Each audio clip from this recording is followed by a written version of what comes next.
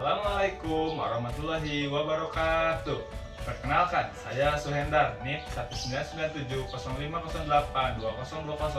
199705082020121004. Izin untuk menyampaikan materi terkait dengan manajemen ASN. Pada video kali ini akan dijelaskan 3 pokok bahasan. Yang pertama, mengenai peran dan kedudukan ASN, hak dan kewajibannya, serta kode etik dan kode perilaku ASN. Yang kedua akan dibahas mengenai sistem merit dalam pengelolaan ASN. Dan yang ketiga akan dibahas terkait dengan mekanisme pengelolaan ASN. Yang pertama, kita akan bahas mengenai kedudukan ASN. Sebelum itu, kita harus tahu bahwa ASN itu terbagi menjadi 2. Yang pertama ada P3K atau pegawai pemerintah dengan perjanjian kerja. Yang kedua ada pegawai negeri sipil atau yang biasa dikatakan sebagai PNS.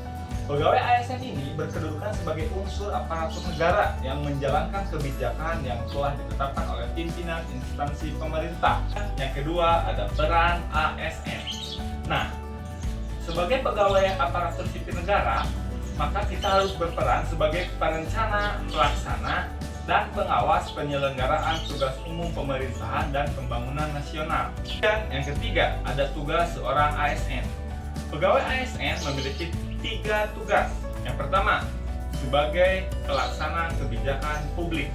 Yang kedua, sebagai pelayan publik. Dan yang ketiga, sebagai perekat dan pemersatu bangsa. 4. Ada hak dan kewajiban seorang ASN. Dan yang kelima, ada kode etik dan kode perilaku ASN. Dan selanjutnya ada mengenai sistem merit dalam pengelolaan ASN. Kita harus tahu dulu bahwa sistem merit ini adalah suatu kebijakan dan manajemen ASN yang berdasarkan pada kualifikasi, kompetensi, kinerja secara adil dan wajar tanpa membeda-bedakan.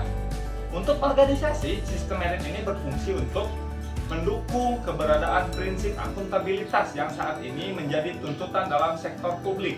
Sedangkan untuk kita sebagai seorang ASN, sistem merit ini berfungsi untuk menjamin keadilan dan juga berfungsi sebagai menyediakan ruang terbuka dalam perjalanan karir seorang pegawai negeri sipil. Terakhir, kita akan bahas mengenai mekanisme pengelolaan seorang ASN.